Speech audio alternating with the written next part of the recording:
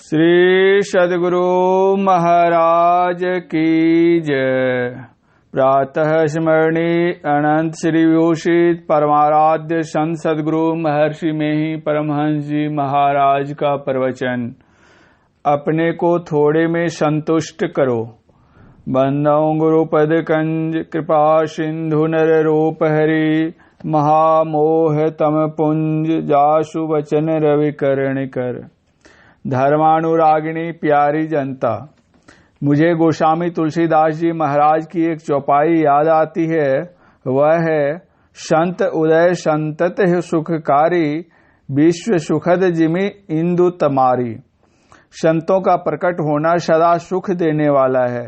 जिस तरह संसार में चंद्रमा और सूर्य का उदय होना संत लोगों ने सदा से सुख पहुंचाया, अब भी जो हैं वे सुख पहुंचाते हैं और जो होंगे वे भी सुख पहुंचाएंगे। संतों से लोगों को सुख होता है, कल्याण होता है। संतगण साधारण सुख विषय भोग जनित सुख पहुंचाते हैं, सो नहीं, ये तो अपने ही आते हैं। इस सुख को बिल्कुल त्यागने को भी नहीं कहते हैं। संसार में रहकर जितना सुख लेना चाहिए, जिसके बिना नहीं बने, उतना लेने को कहा। विशेष लेने से तुम संसार में बांधे जाओगे, क्योंकि विषय भोग रहता नहीं है और न इससे संतुष्टि होती है। जीव के बहुत जन्म हुए हैं, सब जन्मों में भोगों को भोगा है। इसमें तृष्णा की वृद्धि होती है, संतुष्टि नहीं।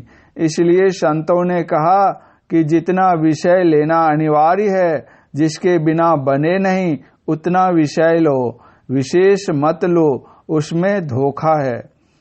अनविचार रमणीय महासंसार भयंकर भारी।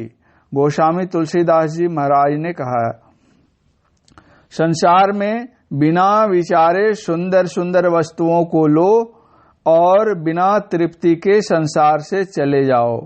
एक आदमी को धन का बहुत लालच था। उसको मालूम हुआ कि तुम्हारे पास जितनी जमीन है उसको बेच लो तो उतने ही रुपये से दूसरी जगह बहुत जमीन मिलेगी। यह जानकर वह अपनी जमीन बेचकर वहां गया। वहां के जमीन वाले ने रुपये लेकर उससे कहा, तुम दिन भर में जितनी जमीन में घूमकर शाम काल मेरे पास आ सको, उतनी जमीन तुम्हारी हो जाएगी। वह लालच के मारे जमीन की ओर बढ़ा। जैसे जैसे वह आगे जाता वैसे वैसे उसको अच्छी जमीन मालूम पड़ती। वह आगे बढ़ता गया। जब सूर्यास्त होने के लिए थोड़ा समय बचा तो उसको याद आई कि शाम तक लौटकर जमीन वाले के घर पहुंचना है और दिन थोड़ा है।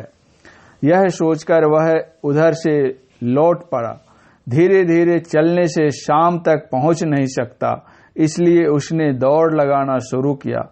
दौड़ते दौड़ते संध्या होते होते जमीन वाले के घर पर तो पहुंचा, किंतु तुरंत बेहोश होकर वह गिर पड़ा और मर गया। यही हालत सब लोगों की है। संसार की वस्तुओं को देखकर बड़ा लालच होता है। लेते लेते लेने के अंत का ठिकाना नहीं और लेने की हवस में मर जाना। ऐसा करने में शांति नहीं आएगी। अपने को थोड़े में संतुष्ट करो। He who grips much holds little। बहुत की आकांक्षा में थोड़ा भी नहीं प्राप्त होता। अपने जीवन को खाली मत बनाओ। अभी जो सुख मिलता है वह अल्प है। दूसरी ओर देखो। संतों ने कहा, संसार की दूसरी तरफ तुम्हारा अंदर है। बाहर का देखना बंद कर अंदर देखो। यह बड़ा समुद्र है। देह देखने को 3.5 हाथ है। गले के नीचे कारखाना है और इसके ऊपर कारखाना सहित और भी विशेष है। इसकी था नहीं मिलती। कबीर काया समुद्र है, अंत न पावे कोय। मृतक होई के जो रहे, मानिक लावे सोए। बहुत देर तक डूबने वाले को मरजीवा कहते हैं। जो शरीर रूप समुद्र में डूबता है वह अनमोल पदार्थ लाता है। कबीर साहब अपनी निस्बत कहते हैं। मैं मर्जीवा समुद्र का डुबकी मारी एक, मुट्ठी लाया ज्ञान की जामे वस्तु अनेक। इस तरह उनको ज्ञान हुआ। साहित्यिक लोग कहते हैं कि कबीर साहब को रामानंद स्वामी का संग था, बहुत सूफियों का संग था, इसलिए उनको इस तरह का ज्ञान था। उनका कहना भी ठीक ही है, लेकिन कबीर साहब ने स्वयं क्या कहा है सो सुनिए। मैं मर्जीवा समुद्र का डुबकी मारी एक, मुट्ठी लाया ज्ञान की जामे वस्तु अनेक। यह काया रूप समुद्र है, इसकी ठाह नहीं है। बाबा नानक ने कहा है, सागर मही बूंद बूंद मही सागरू, कवनु बुझे विधि जाने, उत्भुज चलत आपी करी चीने, आपे ततु पछाने। ऐसा ज्ञान विचारे कोई, तिस्ते मुकति परम गति होई। समुद्र में बूंद है, बूंद में समुद्र है, इसकी विधि को कौन जाने। यह आश्चर्यमय चरित्र है। अपने से जो कोई करेगा वह अपने से पहचानेगा, और नतीजा यह होगा कि वह स्वयं क्या है उसको वह पहचानेगा। पहचानने से क्या होगा, तो कहा परम गति होई। परम गति ऐसी है जो परम सुख, संतुष्टि और शांति देने वाली है।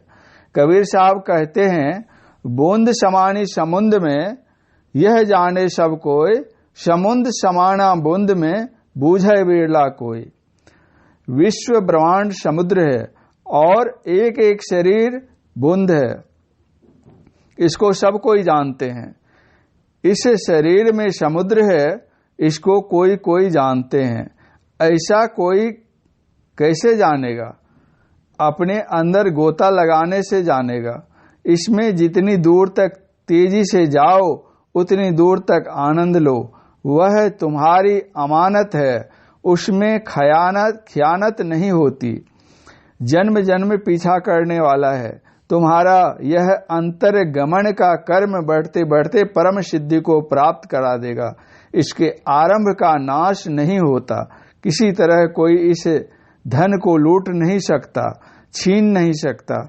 यदि साधक गिरता भी है तब भी उसका उतना जमा रहता है। इसी को श्रीमद् भागवत गीता में योग भ्रष्ट कहा है। दिन दिन बढ़े सवाई, राम धन कबहू न लागे काई। ईश्वर का परम भक्त बनने के लिए संत लोग कहते हैं, और कहते हैं कि इस तरह उससे मिल जाओ जैसे जल में जल। जो जल में जल पैस न निकसे, यों ढूढ़ी मिला जुलाहा। कबीर साहब। जल तरंग जियो जल ही समाइया, त्यू ज्योति संगी ज्योति मिलाइया। गुरु नानक साहब। परमात्मा का स्वरूप संत लोग बताए हैं। राम स्वरूप तुम्हार, वचन अगोचर बुद्धि पर, अविगत अकथ अपार, नेति नेति नित निगम कह। गोस्वामी तुलसीदास जी। बाबा नानक ने बताया है, अलख अपार अगम अगोचरी, नाति सुकाल न कर्म, जाति अजाति अजोनी, संभव नाति सुभाऊ न भरमा। साचे सचियारे विटहु कुर्बानु, नाति सुरूप बरतु नहीं रेखिया, साचे शब्दी निशानो। उसकी स्थिति है, उस पर अपने को निछावर कर दो, बलिदान कर दो। शरीर का गला काटने से कुछ नहीं होगा। शरीर में तुम फंसे हो, शरीर से निकलकर उनके चरणों पर गिर पड़ो। संत लोग स्थूल उपासना से आरंभ करते हैं और सूक्ष्म सगुण, फिर उनसे भी आगे निर्गुण निराकार को ग्रहण करने कहते हैं। ही निर्गुण नयन ही सगुण, रचना राम सुनाम, मन हो पुरट संपुट लसत, तुलसी ललित ललाम। गोस्वामी तुलसीदास जी।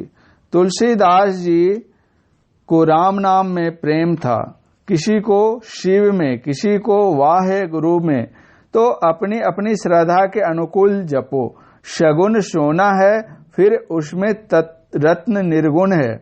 सोना भी लो और रत्न भी लो। आरंभ जप से करो और ऐसी एकाग्रता आवे कि केवल जप है और आप। फिर ऐसा करो, मूल ध्यान गुरु रूप है, मूल पूजा गुरु पाओ, मूल नाम गुरु वचन है, मूल सत्य सतभाव। कबीर साहब। गोस्वामी तुलसीदास जी को गुरु और अवतारी शगुन राम दोनों में प्रेम है।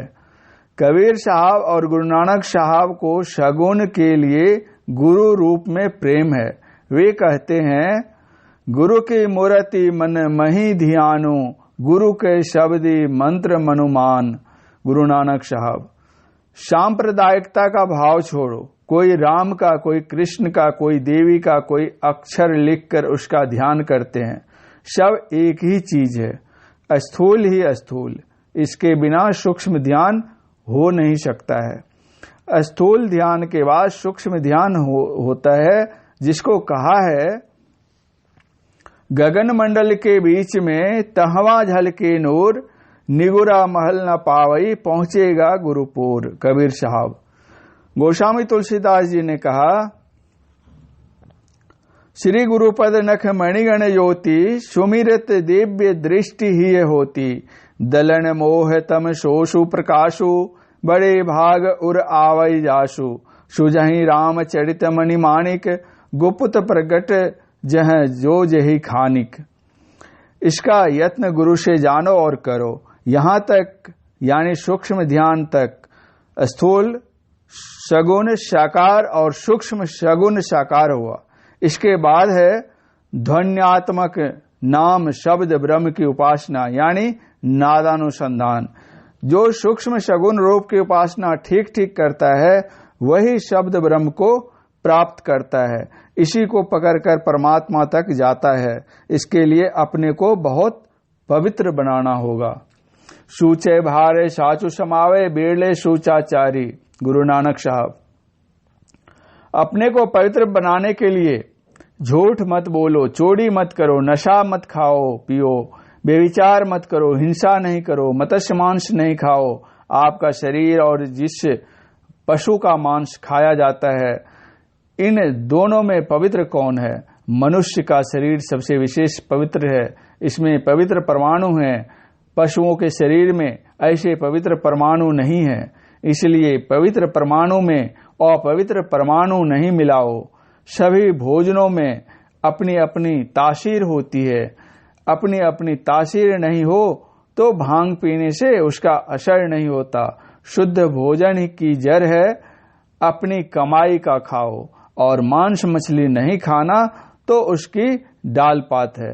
यदि भोजन का असर नहीं होता तो डॉक्टर रोगी को क्यों बताते कि यह खाओ और वह न खाओ। कबीर साहब नित्य कमाते थे और नित्य खाते थे, बड़े संतुष्ट थे। रूखा फीका खाए कर ठंडा पानी पीव, देख बिरानी चोपड़ी, मत ललचावे जीव। खुश खाना है खींचड़ी, माही पड़ा टुकलोन, मांस पराया खाए कर गला कटावे कौन। कबीर साहब। जब तक ऐसी संतुष्टि नहीं आती तब तक ऊंचे तक कोई नहीं चढ़ता। कबीर साहब परम संतुष्ट थे, स्वयं कमाते थे और खाते थे, जैसे आज भी वे जीवित हैं। यह है अमर जीवन। कमाई करते अपने को विषयों में इतना मत गड़ाओ कि निकलना मुश्किल हो। पंच पापों से बचो। यदि कोई पाप हो जाए तो परमात्मा से प्रार्थना करो कि अब मुझसे ऐसा पाप न हो। केवल प्रार्थना ही नहीं करो, स्वयं मुस्तैदी के साथ रहो। पंच पापों से बचकर रहो तो आप गरीब होने पर भी प्रतिष्ठावान पूज्य हो जाएंगे। यदि समाज ही ऐसा बन जाए तो सिपाही की कोई जरूरत नहीं, पुलिस और कचहरी सब बेकाम हो जाए, आपके देश का खर्च भी कम हो जाएगा।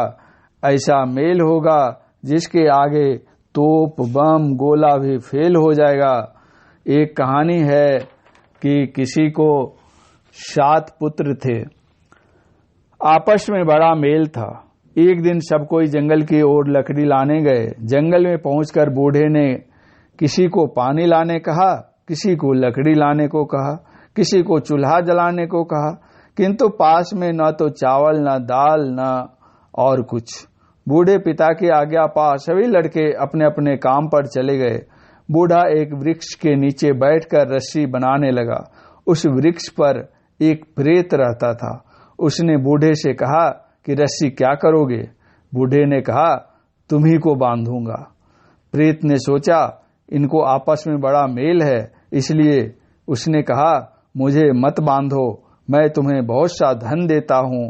यह कहकर प्रेत ने उसे बहुत धन दिया। पिता पुत्र सभी प्रसन्न हो धन लेकर घर लौट आए। उस बूढ़े के पड़ोस में एक आदमी रहता था, उसको भी 7 लड़के थे। उसने देखा कि बूढ़ा पहले गरीब था, अब उसके पास धन कैसे हो गया। उसने बूढ़े के पास जाकर पूछा। बूढ़े ने जंगल की सारी कहानी उससे कह सुनाई।